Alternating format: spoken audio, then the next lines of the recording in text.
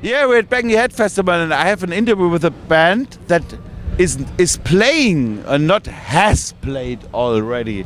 So I can't ask you what was your show at Bang Your Head, but you played here before some years ago. Yeah, and the show today was great. We were wonderful.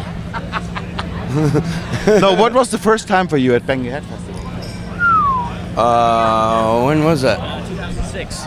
2006? Yep. Yeah. I think it was Foreigner and Whitesnake was playing that one as well. Oh, I remember that. Rick Emmett from Rick Emmett. Yeah, Rick there, Emmett there was played. this football game from the World Cup going on. yeah. Nobody was in front of the stage. Yeah, yeah. Oh my God. Yeah, there was a lot of people there and nobody. Yeah. They're all watching TV. And now I remember you, by the way. This was a fucking amazing show. Will you top that tonight? Oh yeah. Yeah. We get better every time. Yeah. I think FLOTSAM Jetsam is a really interesting band because there's no record or CD sounding alike in your whole catalog. Every album sounds different. So nobody can say, oh, this is too modern or this is too old school. How do you do that over all these years? You know, I think it's because we adapt to what we listen to every day. Yeah. You know, me and Mike both like new bands that come out, and we listen to those for a while, and then we'll listen to the next new bands that come out. And it kind of changes our writing style a little bit. We kind of update things a little. The new record we're working on now kind of takes a step backwards a little bit, I think. Yeah. So. Okay. I know Europe, I think you already know that Europe is more old school than maybe the USA. Yeah. You hate us for that? No, not at all. Our older stuff is actually really, really fun to play. Yeah. So if that's what they want to hear, it's no problem for us. Okay. We actually have a couple songs left over from our last, or from the No Place for Disgrace record. Yeah, the new version of it? Yeah, and we're gonna actually put those on our new release that's coming up. So everybody wants the old stuff. They want to hear, like they want us to go back to what we were doing in 1988. So we're trying to revert back to that and give the fans what they want. You know, we get so many requests for that. So, and that's still in our blood. So. Your re-recording was pretty cool, but what's also cool was the remix of your first album by Bill Metoyer on this box set you did with your first album. Yeah, we tried to do that again with No Place, but we couldn't. Nobody knew where the masters were, so we had to re-record it. Yeah, I think it's a cool thing because, to be honest, I always thought that this album sounds like shit and the music is fucking brilliant. So. This is the first time I really love that record. That's what we thought too. So you don't kill me for this opinion? No. That's why we decided to re-record. We wanted to use the newer technology and the better production and come out with the same great songs, only sounding better. So. What would you say? What went wrong back then? Because it was so muddy and you didn't hear all the details. I think there were too many chefs in the kitchen. You know, we had two engineers and two producers and a different guy mixing and a different guy mastering, and everybody had a different opinion of what it should sound like. Yeah. And so they kept layering their opinion on top of this opinion on top, and it ended up getting a little muddy. Yeah. Okay. You were one of those bands that were signed to a major label. And back in the 80s, everybody thought, okay, when we are on the major label, it's a done deal. Yeah, it's going to take off. But in the end, I think it didn't work out for any of Nobody knew how to market what we were doing. You know, when Metallica came around, it was word of mouth thing. You know, Elektra didn't really have to market what they were doing. It just kind of took off on its own. So I think Elektra, when they signed us, they thought the same thing was going to happen, you know, but they didn't know what they were doing marketing-wise. And the same thing with MCA. You know, we got changed over to MCA shortly after that. The same thing happened. Yeah. But whatever you did on all these records, even it was more modern sounding or more old school sounding, I never had the feeling that you used too much modern production things like trigger drums or something like that. No. We don't use any of that stuff live either. Yeah. No triggers. You see what you get basically. You know. We've always been that way. Yeah.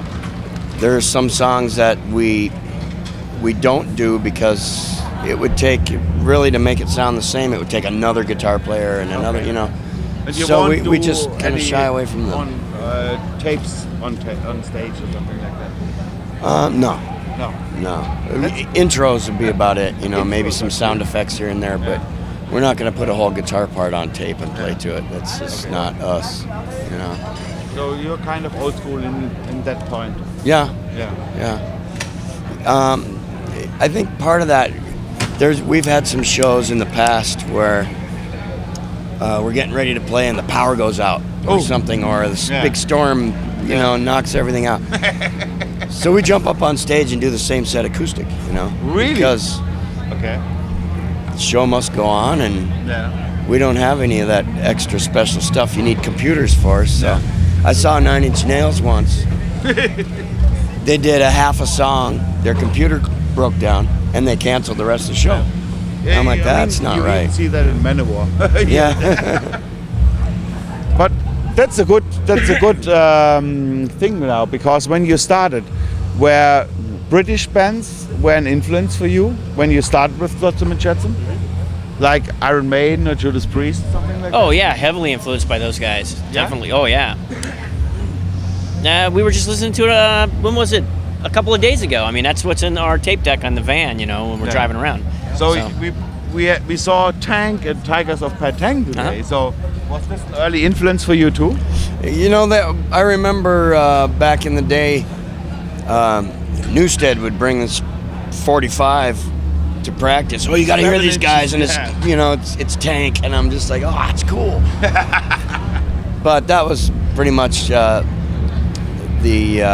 extent of their influence, was us just going, oh, that's the cool new heavy thing, you know, that's coming around. So, you know, everything influences everybody, whether they like it or not. So you just got to be kind of true to yourself when you're writing, and not worry about what you sound like or what you don't sound like, as long as you enjoy it. So Definitely.